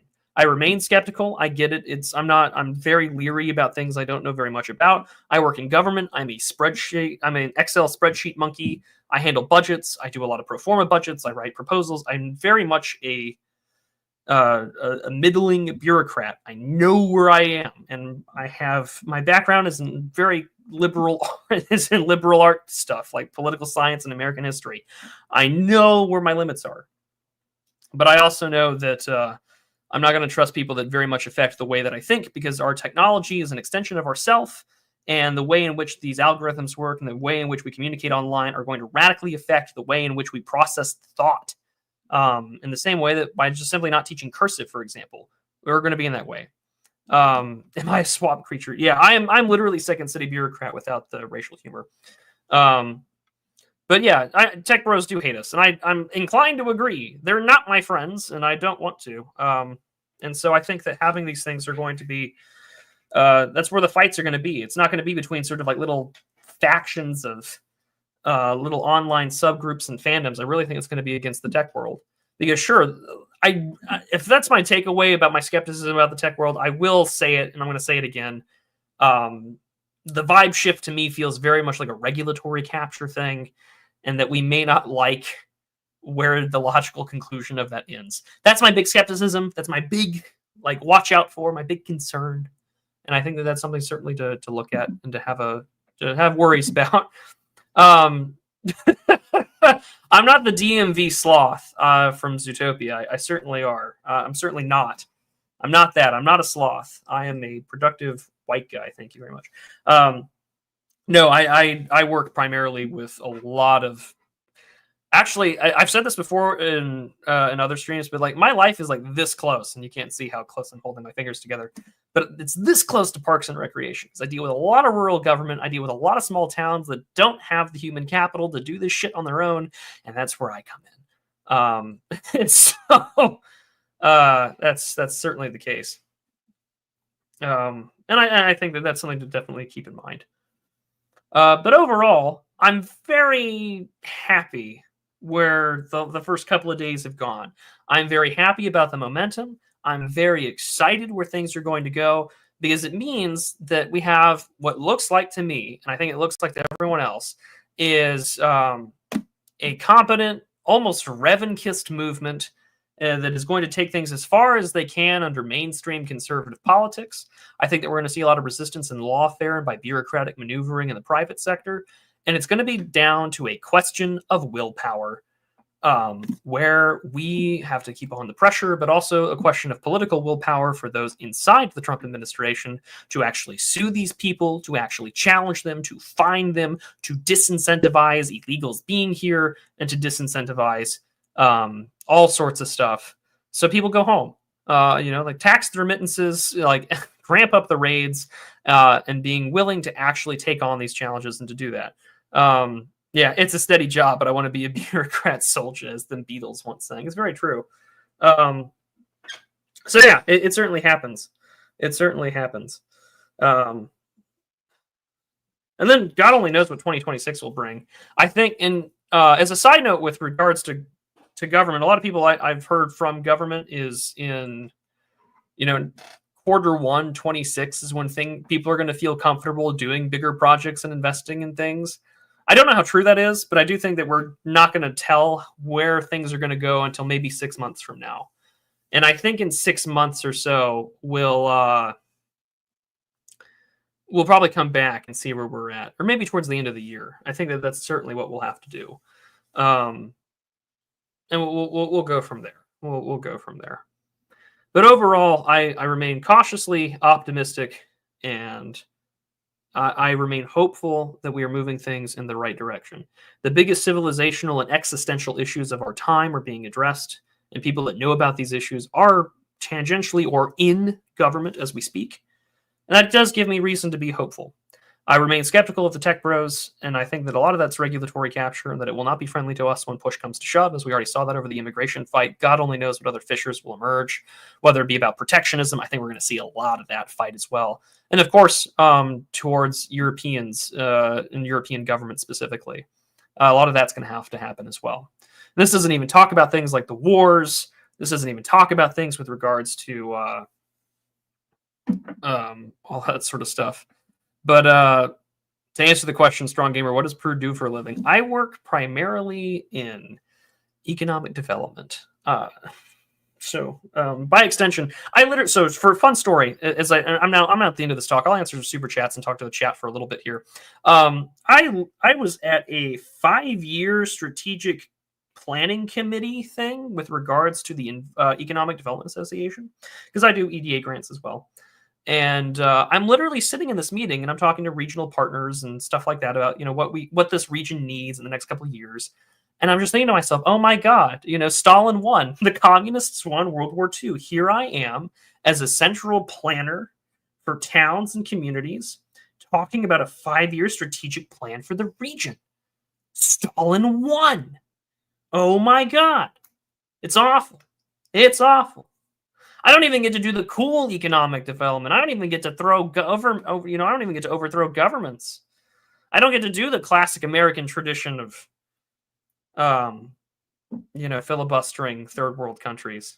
God, I wish I did. I'd have for FDR was America, Stalin. So true. So true. And on that note, we'll have a new episode of Stalin's War out later this week. But yeah, and that is true, Sean Schaefer. I do sing in my church's choir. And I do other work on the side. I do I do the books for a friend's business on the side as well. So I work hard, but I don't work hard enough. I got roasted in a group chat the other day because Orrin McIntyre was like, "Yeah, Prude, why don't you work or come on the stream today?" Which he did today, and I was like, "Dude, I'm going to be in my office. I can't just live stream for an hour with you." And he's like, "But you work in government." And I'm like, "Yeah, but I still got to be in my office, and people will fucking hear me." So yeah, I'm one feeds the pocket, the other feeds the soul. So very true. So how's the 5-year plan, comrade? It's not great. I was radically disappointed sitting in on this 5-year planning committee, and I'm just like, it's awful. It's awful. Because it's just they're not. It's very much a materialist thing. It's well, we need to do more about education, and I'm like, yes, I agree. We need to do more things so rural white kids have the best chance possible. But you're not talking about things like the internet. You're not talking about drugs. You're not talking about the fact that these guys have been kind of mentally retarded due to COVID affecting them in schools. You guys are so radically unprepared, and you boomers and Gen Xers don't understand how fucked things are. It's very frustrating. It's very frustrating. But hey, maybe I'll talk more about my life, government work in the future. But for now, that'll be it. Overall, I remain cautiously optimistic for the future. I think that there are some big battles that are going to happen both internally and inter-scene fighting. But I think everyone needs to focus primarily on the existential issues of our time, which of course is immigration, the identity of this nation, and moving forward on how to push things on the way. Have I watched all of the inaugural prayer video? Yeah, absolutely. I did, and Vance was hilarious. I'm rocking the Christmas hat until February 2nd, after 40 days, when the Lord is presented to the temple, and Simeon then sings his words. 8th graders have 4th grade reading levels right now. Yeah, I'm not surprised. Not surprised. I'm not. I have friends who, a good friend of mine from church is a teacher, and I hear horror stories all the time. It's bad. So yeah, it's frustrating. And it's true. My Christmas tree is still up, and so here's the funny thing. I've been working very hard to keep my Christmas tree alive. I literally bought it the day the Nativity fast started, so middle of November. And it's got to last until a couple weeks, so it's crazy. But yeah, we'll see. But it's fun. But with that, I'll answer super chats and questions. The Entropy link is the preferred link I would like you all to use. It's the pinned comment, and as well as it's in the description. But I'll start with the Entropy chat questions first. So let's go with there. Seneca says the biggest tell at how feckless the left have become is they've immediately started doing the "if the roles were reversed" meme. Yeah, they seem kind of impotent right now, but I don't think they'll be impotent forever. I don't think we've permanently punched them in the dick hard enough to keep them from doing anything. They're still the dominant. I still think for right now they're still the dominant culture, and they still have control over more institutions than we do. And I until that changes, I think that it'll stop. It won't be as hard, or it won't be as impotent and breathless for now. I think that things will change probably in a year's time. Sean Schaefer says, Trump's executive orders are unprecedented. Good. Dire times need dire actions. Feeling motivated about this year. Take your measured chances, boy. Things are looking up now. Sean Schaefer's happily also shilling. He has a short story called Children of the Bull in this latest edition of Man's World magazine. If you're so interested, I will probably read it and offer my thoughts on the next Digital Archipelago. Seneca says, I doubt Trump fells the rotting tree of civil rights / the DEI regime, but he will fuel the chainsaw, sharpen the chain, and plop it right at the foot of the tree for Vice President or future President Vance to use. Potentially. God only knows what the 2028 election cycle will look like. I think that they'll go with a white guy. I really think they do. And I think that they'll probably go with someone other. I think Newsom will run, but I wouldn't doubt myself if someone like Andy Beshear ran. I would not be surprised. I don't think they're going to get Texas. I think that the last 2 election cycles have shown that. I think they want to start fucking with the Rust Belt and Appalachia. So I think that like someone like Andy Beshear would be someone on there, or even someone we don't even know. For all we know, the giant hulking homunculi John Fetterman runs as the real retard of America, and with his tard strength wins the 2020 election. God only knows. I'm not going to predict. I'm not a betting man. But we'll have to see what only time will tell. And again, it comes down to political will. How far do you want to go to crank things back a bit? Because I already see people saying like, we're going to undo 60 years of progress. Like, I want to repeal the last like 3 centuries. The 20th is just the start. That's baby steps. But again, we have to be realistic, and we're going to have to be probably incrementalists about it. TK Mao says, generously for $10, thank you. He says, something 40K reference. Good seeing you, Prude. Keeping my nose clean and working and grouping with the OGC. Well, good. I hope that wherever you are, TK Mao, that you have a chapter going, that you guys are doing something productive in your local community or helping your friends do whatever that they need to do. Sean Schaefer says, this is your time. Their time is done. It's over. Screw them. This is your time. Quoting Coach Herb Brooks. God bless and good luck to every frog in the new year. So true. Good luck to everyone. We'll go to the YouTube ones right now. Bolero393 says, it's an excellent start, but Trump needs to bully Congress to get legislation through to make things stick and not get Paul Ryan again. Yeah, Mike Johnson is way more Trump-friendly than Paul Ryan ever was, which is both great, but also terrifying, because Mike Johnson is in one of the most like important military-industrial complex districts in the country. And he seems to be well-liked, but also I think everyone's kind of on board with Trump just being the guy. Like, the resistance is not there. I mean, it will be. And I'm sure when it comes down to actual legislation, whether it be like tariffs or establishing and funding a new department of external revenue or whatever, like, there's going to be fights. Don't get me wrong. But it's also, again, it comes down to the political will. Like, does Mike Johnson want to work with Trump and actually do something about it? So I think that those are really important things to go forward. William McDuff generously sends $9.99. Thank you. Robert Weisenfeld, thank you very much, sir, for generously $20. He says, the Falange, the Carlists, and the Francoists didn't war each other. Commies fleeing the losing side are a different story. Back of the line, same here. No enemies on the right. We are stacking W's. Press the issues. No friend from enemy. Yeah, I mean, I'm fine with no enemies to the right as long as my quote-unquote no enemies to the right don't actually act like enemies. And again, that just comes down to the friend-enemy distinction. Are you for what I'm for, and are our disagreements manageable enough that I can work with you? And that's really what matters. Joshua Beebe says, ending income / property tax, nationalizing banks, fund government with, I guess, mortgages, service guarantee, citizenship, increase military, schools, go from there. Again, we're all in wish list mode, but I think we just need to be realistic. If he's talking about ending the income tax, however, I'm all for it. I'm really all for that. I'm all for where that comes from. That all needs to go away. I'm all for that.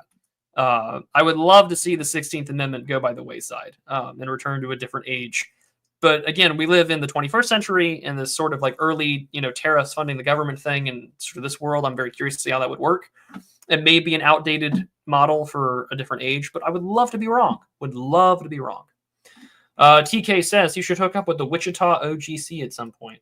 I assume you mean Wichita, Kansas, or there's plenty of Wichitas, but for where I live, I have to consider the drive. So unless TK, you want to be more specific about which state, then we can talk questions.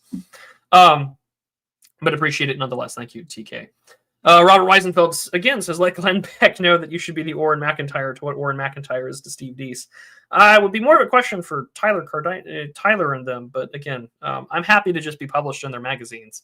I'm not very optimistic that they'll hire me. I can't even get a denial email when I send in a job application. But I'm not here to bitch. They do good work. Orrin is Glenn Beck's greatest investment, and that's fantastic. The fact that Orrin McIntyre can go up on there to all of like Con Inc. and basically say, now does Israel pray for America at their inaugurations? I'm like, oh, thank you, God. Like it's a great start. It's a great start. I'll take it. And then Son of Haster just gives off a salute, which I'm always thankful for. Thank you, gentlemen, for all that you do. But overall, I mean, those are the things that I have in my mind. I've been a ranty mess. I was thinking about this all day. I've been looking at these clips. I've been looking at things going on Twitter and so forth and so on. And it's sort of been wild, because again, like the tech side really wants to go forward on these issues. For instance, Pirate Wires had an article out earlier today, or was it yesterday? I think it was yesterday. No, it was today. That Palantir's CTO Cheyenne Sankar on Pirate Wire says that Trump will get America out of manager mode. While SpaceX puts more than 300 rockets into orbit for less than $10 billion, California has built 1,600 feet of elevated rail for 11. And high-speed rail costs are estimated to be $128 billion. A lot of it is due to regulatory things. You got to pay the people, you got to pay the piper, you got to do BABA, you got to do NEPA, you got to do DEI, you got to hire the right people, you got to hire your friends, you got to be unionized. It's a mess. I'm not gonna lie, there are problems with the regulatory environment. A lot of that shit should be slashed. For what I do, I get irked when I got to do environmentals for we're gonna go build a fire. We're gonna go build a fire station, guys, and I gotta tell the National Environmental Policy. The National Environmental Policy Act 19, and it's just like, what am I doing? Oh, well, that's right. I got to print out a Google map of this little town in the middle of nowhere in a landlocked part of the world where it's like, there are no coastal barriers here that would be subject for environmental review. Next. And it's just like, oh, just shoot me. It's awful. But he says, the federal government's allocated $42.5 billion on rural broadband and has connected 0 homes after 3 years. An absolute waste. And I laugh because earlier last year, I was at this conference for the EDA, and they had a member of the United States Department of Agriculture there, USDA. And they were talking about USDA rural development, which if you live in rural America, you live in flyover country, and you want to do something with your small town, USDA Rural Development Office is your friend. But she was talking about, and again, this is why I said the mythology of FDR is way bigger for Democrats than people realize. Because this lady was this lanky, 6'2", very Anglo-waspy progressive woman. And she was going off and talking about how, when FDR was in office, we brought electricity and lights to the rural and backwater South. And then she was like, we're going to do the same thing with internet as we have, and we've spent so many billions of dollars making it happen. And it's like, well, you haven't done shit. And then she was talking about this place in Arkansas about American Samoans, or no, not American Samoans, Marshall Islanders. And she's like, you know that Arkansas has the largest concentration of Marshall Islanders outside of the Marshall Islands? And I'm like, what are they doing there? And no one wants to ask that question. Insane stuff, crazy people, insane stuff.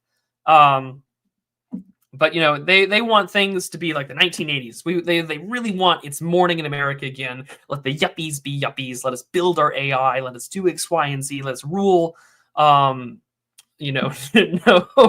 kings, no gods, only man, only tech. I remain skeptical of them, and you should be. They don't have your best interests at heart, but I think a lot of people don't either. But hey, anything can go. Anything can happen. and we should take the good that we can, criticize the bad when we see it, and we'll go from there. I remain optimistic.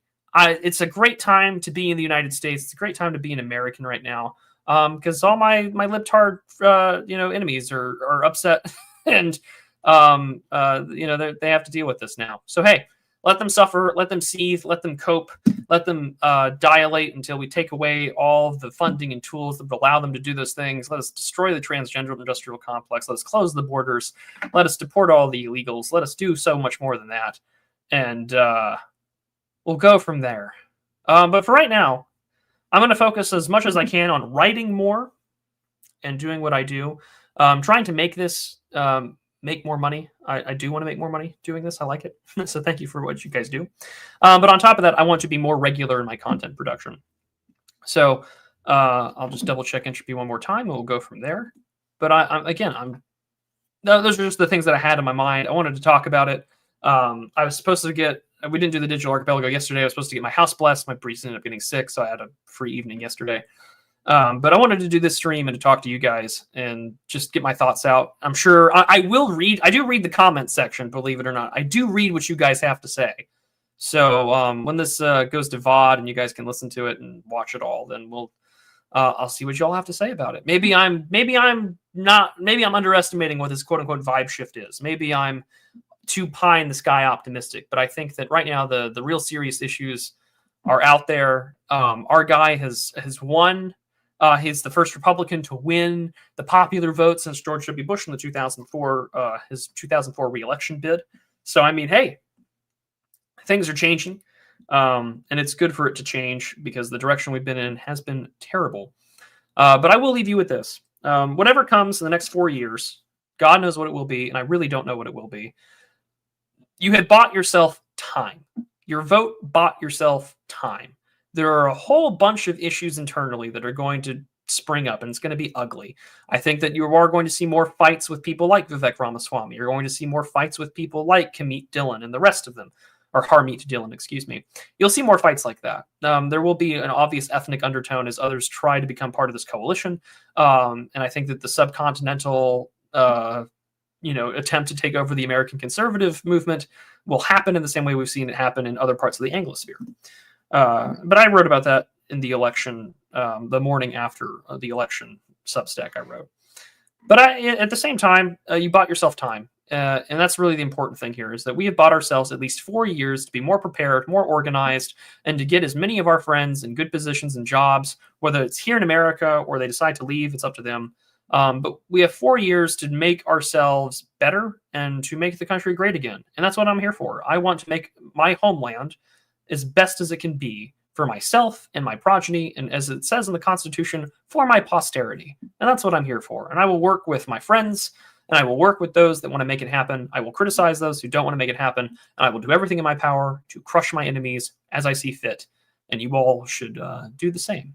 That's really all that I have for you guys right now. But oh no, TK, I am not in Oklahoma. I am not. I am not an Okie. I am not an Okie. Ryan Turnipseed is from Oklahoma, but I am not. I am in Texas, so that's a little further of a drive. But maybe we can do something come May, and there'll be some announcements on that soon with the Old Glory Club, so stay tuned for that. But for now, I will be out with a new scripted video, an actual video essay. It'll probably come out this week. I'll have the Discourse Corner out soon, before the month ends, because it's the January episode, which is going to cover the classic Halo Combat Evolved. I'm going to do a little video game review, and then I'll have a review on Substack of Cruelty Squad and give Charlie Mackey his long-delayed video game review. I found out it's not as easy as I thought it was going to be. But nevertheless, more content and more work to come. And again, as I mentioned in the past and in the backdrop, I have been working with friends on the side about things from SAM.gov registration to helping people with businesses and help people get grants in their small town and do disaster relief funding. If you know people who've been affected by Hurricane Helene and you want to see what you can do to get funding about it, please email my YouTube channel email. You can look it up. It's there. Shoot me a DM on Twitter, whatever. Call me on Telegram or whatever. I don't care. and we'll make something happen. And I'll try and point you in the best direction that I can. Or if you need help writing a grant, I will make it happen, and I will do my best to help you guys, because that's what I'm here for. As I want to use my skill set, as normie as it is, as bureaucratic as it is, in this sort of weird late Soviet America, to make it work for you. And so that's what I'm going to do. More writing, more attempts to get published elsewhere, and more efforts to help you guys grow and to build and to be stronger. So with that, we end tonight, January 22nd, 2025, on an optimistic note. There's still so much more work to be done, but I sincerely believe now more than ever, we can make a lasting impact that will genuinely change the course of our direction for this country and for our people for the better. So I'll see you all very soon, whether it be live or on a video, and take care, and may God strengthen and keep all of you, because we have so much left to do and so much more to do. But I remain optimistic that we can accomplish it. So with that, I hope that you've had a very pleasant evening, very pleasant morning, very pleasant afternoon, wherever you may be, and I'll see you all next time. Stay prudent, everyone.